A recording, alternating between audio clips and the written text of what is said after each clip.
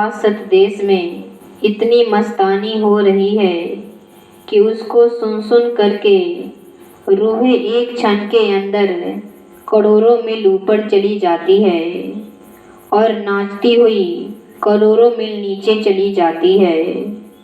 और झूले इन रूहों को झूलने के लिए इतने लंबे लंबे पड़े हुए हैं कि कितने कितने करोड़ों मील की रस्सियाँ पड़ी हुई है और नीचे से ऊपर तक रूहें गुच्छी हुई है।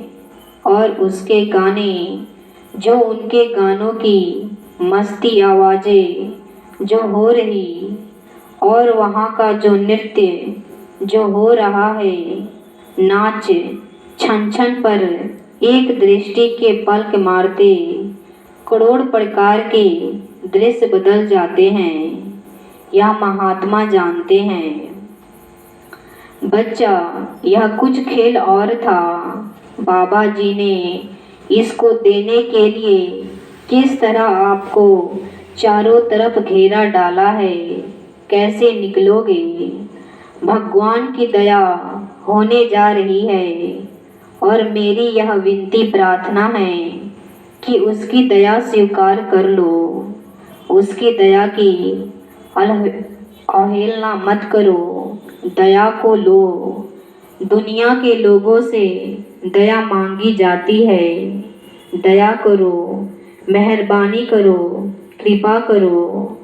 नासवान चीज़ों के लिए कितनी मिन्नत और मनुष्य अपने हाथों को बलिदान करने के लिए तैयार रहता है और ये महात्माओं की दया है और आप उसको लिए नहीं, इसीलिए ये दया लो।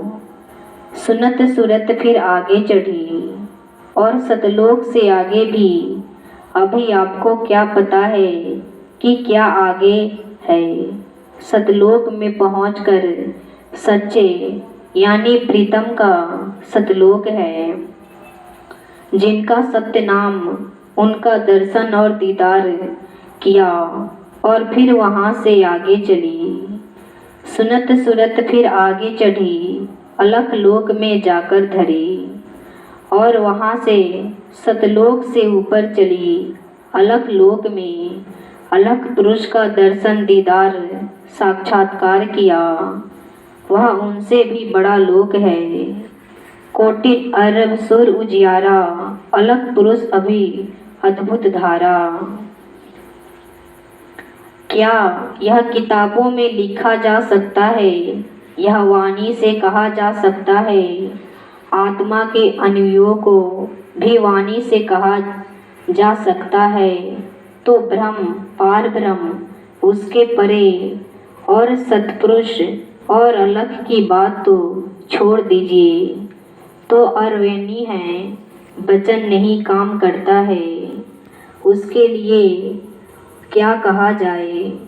तह से अगम लोक को चली। अब वहाँ से अलख लोक से ऊपर अगम लोक है। उस अगम को अब रूह चल रही दर्शन और दीदार करने के लिए। अगम पुरुष से जाकर मिली, खरबन सूरज चांद प्रकाशा, धुन का वहाँ की अगम विलासा। कहते हैं कि कुछ कहा नहीं जा सकता है, कुछ वचन करने में नहीं, वाणी नहीं काम कर सकती है। वहाँ पर इस तरह की आवाज़ें का, वहाँ ध्वनियों का आनंद है। धुन का वर्णन कैसे गाऊं, जग में कोई दृष्टांत न पाऊं। वहाँ पुरुषों ने इस दृश्य को, उस लीला को, उस आनंद को, उस शक्ति को, उस लंबाई चौड़ाई को, उस प्रकाश को यह कह दिया है। यहाँ पर उसका रेशा भी कोई नमूना नहीं देखने को मिलता है, इसीलिए कुछ नहीं दृष्टांत दिया जा सकता है।